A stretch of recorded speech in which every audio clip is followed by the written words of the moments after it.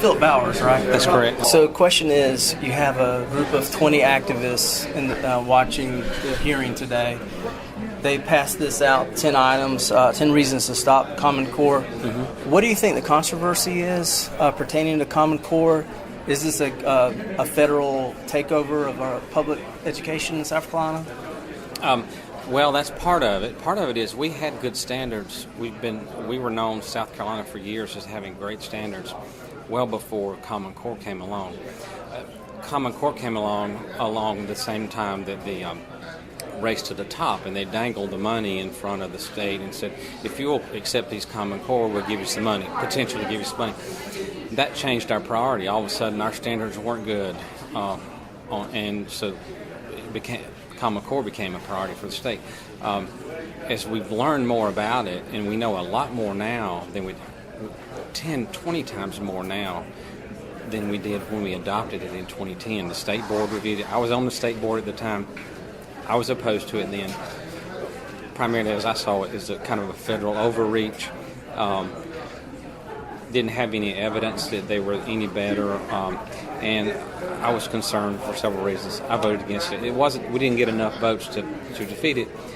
It subsequently went to the EOC. They approved it, so we started down this path for Common Core. I think a one size fits all.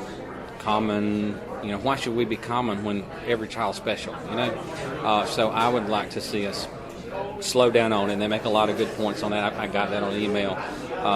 Lots of other information, by the way, we've been getting emails. So it's a combination of a lot of things. Our standards were fine. We'd been notoriety. We had notoriety for that already.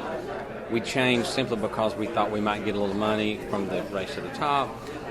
Now we started down this path and no one wants to stop and take a second look. Just a combination of a lot of things.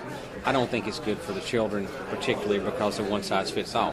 You see charter schools continue to grow, other avenues to education continuing to expand, but we want to go back to a common system. It doesn't make sense. This may actually cost. This is expensive to implement.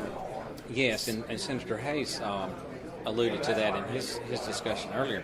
We don't know whether we have the bandwidth. Most people agree that we don't have the bandwidth to do it. We don't have the computers. As far as measuring the Common Core. Yes, the Common Core assessment, the PARC or Smarter Balance, whichever one, they're computer adapted. They're all on computer. Our tests today are paper and pencil. We don't have the computers, bandwidth, or facilities to test all these students in a reasonable amount of time. I've heard from a 20-week window to a 12-week window, and you have to split them up. So some students are able to get 12 additional weeks education, classroom time, then they take their test. Well, what happens to those students who happen to fall out and take the test first? They're missing those 12 weeks. So it just presents all sorts of real problems, and cost is one of them. We don't know what it's going to cost. But right.